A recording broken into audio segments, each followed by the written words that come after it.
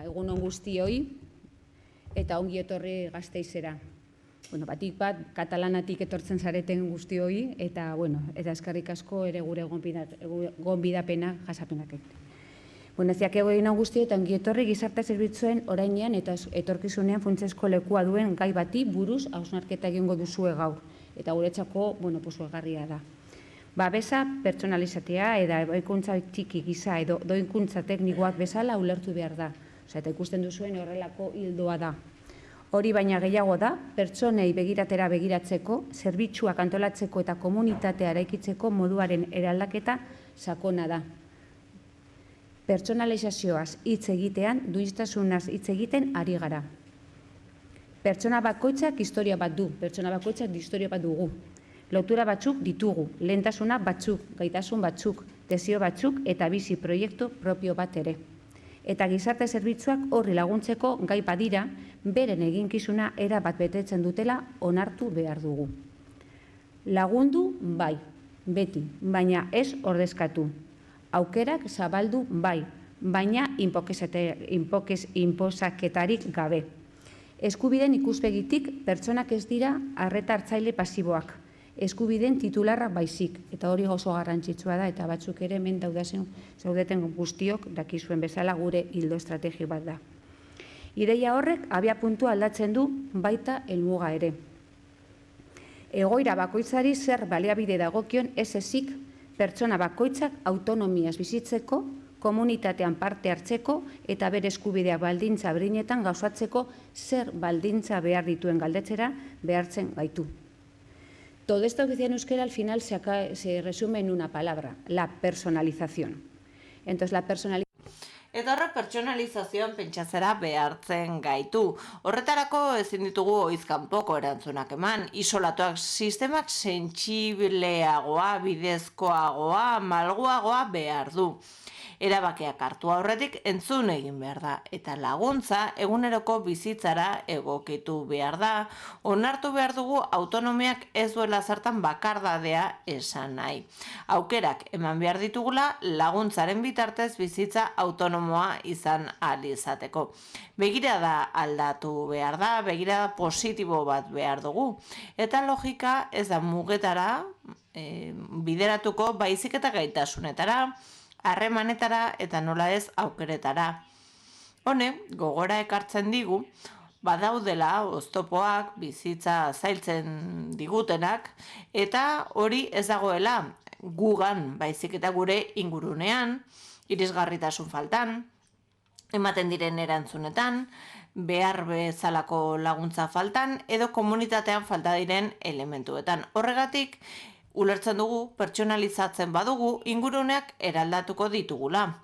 Eta eraldatuko baditugu, auzoak, herriak, erakundeak, sare sozialak, abegikorragoak izango dira, inklusiboagoak eta gaitasun handiagoa izango dute bizitza desberdinei eusteko. Komunitatea ez da gizarte zerbitzuen osagarri bat, bada, kide izataren sentsazio hori lantzeko eremu bat, gure eskubideak, gure bete beharrak garatzeko eremua, gure bizitza proiektuak zentzu osoz garatzeko eremua.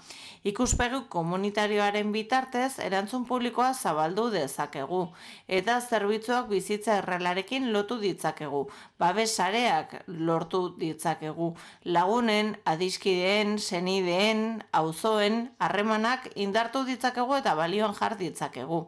Eta sektoreko, hirugarren sektoreko eta tokiko ekimenak indartu ditzakegu. Gure ikuspegitik, zerbitzua ez ezik, baldintza batzuk eskainen ditugu, duinak eta pertsona guztia aukera emango dietenak parte hartzeko, ekarpenak egiteko eta kide izateko. Profesionalek zer egin erabakigarria duzue horretan guztian, pertsonalizazioaz ari garenean, ez ditugu pertsona bakarrik utzi nahi erabakiak hartzen. Lagundu egin nahi ditugu, hobeto, eta bideratu ordez, facilitatu egin nahi dugu. Agindu ordez, negoziatu egin nahi dugu, hitz egin nahi dugu. Pertsona ere parte izan dadin eraikuntza horretan. Eta aitortza profesionala ere tartean dago, baita ere pertsona horien bizitza ezagutzea eta beraien sareak eta komunitatea ezagutzea. Entzun egin behar dugu errespetuz, sormenez eta erantzunkidetasunez. Egia da, halaber, erakundeok gure erantzunkizuna onartu behar dugula. Pertsonalizatzeko prestakuntza esparroa behar ditugu, finantzak eta araua, plangintza, ebaluazioa eta erakunde eredu koherenteak behar ditugu, ikuspegi komunitario horrekin lan egiteko. Konfiantza izan behar dugu pertsonengan, berrikuntzan, lankidentzan, sistemen arteko elkarlanean eta parte hartzeari, benetako parte hartzeari zabalik egongo den gobernantzan. Azken batean, ordenatu eta bideratu egin behar ditugu, eskura ditugun baliabideak, ahalik eta autonomia, inklusio, ongizate eta komunitateko bizitza gehien sortu ahal izateko. Eta horretarako guztirako kontuan hartzen gara orain lanean hasi garenean ezinbestekoa dela hori guztia aintzat hartzea gizarte zerbitzuen lege berria abian jartzeko. Oraindik asko dugu egiteko, baina dagoeneko izan dugu aukera hitz egiteko eta badakizue zein den gure sailaren ildo estrategikoa. Ez gara hutsetik abiatu. Euskadin eskarmendu handia dugu, konpromiso handiko profesionalak ditugu, parte hartzen duten erakundea ditugu eta gizarte zibil aktibo eta proaktibo bat dugu. Kapital kolektibo horrek oinarri baliotsua eman izan digu betidanik, eredu pertsonalizatuagoa, komunitarioagoa edukitzeko. Bideari ekin genion ikasitakotik abiatuta, jardunbide berritzaileetatik abiatuta eta uste partekatu batez abiatuta. Horren arabera, gizarte politika, gizarte zerbitzua bilakaeran dauden zerbait dira. Eta hala behar du bizitzen aniztasunari, egoeren aniztasunari erantzun on bat eman ahal izateko. Eta orain garrantzitsuena da guztion artean norabide hori kontsolidatu ahal izatea. Eta sistemen kultura bat lantzea, eskubideen ikuspegi hori egunerokora ekartzea. Komunitatea beti izan dadin laguntza, parte hartzea eta kide izatearen sentsazioa ematen dituen eremu bat. Bermatu ahal izateko pertsona bakoitza bere egoera, jatorri, genero, edo laguntza beharra izataren beharraren alde batera utzita, izan dezan gaitasuna erabakitzeko nola bizi nahi duen. Eta aukera izan dezan hala bizi ahal izateko. Ikuspegi gizatiarrago bat, malguago bat, gertuagoko bat landu nahi dugu gure gizarte zerbitzuetan. Eta ez gara beharretara mugatzen, eskubidea sustatzen ditugu, pertsona babestu eta aldundu egiten ditugu. Eta zailtasunei erantzun ez ezik bizitza baldintza duinak eta bizitza oso bat izateko baldintzak eskaineko ditugu. Demokrazian aurrera egitea da azken batean. Eguneroko demokrazia horretan eskubideak antzaman ditzagun gure eguneroko bizitzan. Hautatutako laguntza bada eta etxe bizitzetan lan egin behar da. Etxe bizitza egokietan, harreman esanguratsuak landu behar dira. Auzoan egin behar da. Auzoak abegikorrak izan behar dira. Erakundek entzun egin behar dute eta komunitatean eta beti diogu, baina azpimarratu egin behar da. Baina eta berriz komunitateak ez du inor atzean utzi behar. Hori dela eta gaur hemen gogoetarako jardunaldi bat egingo dugu.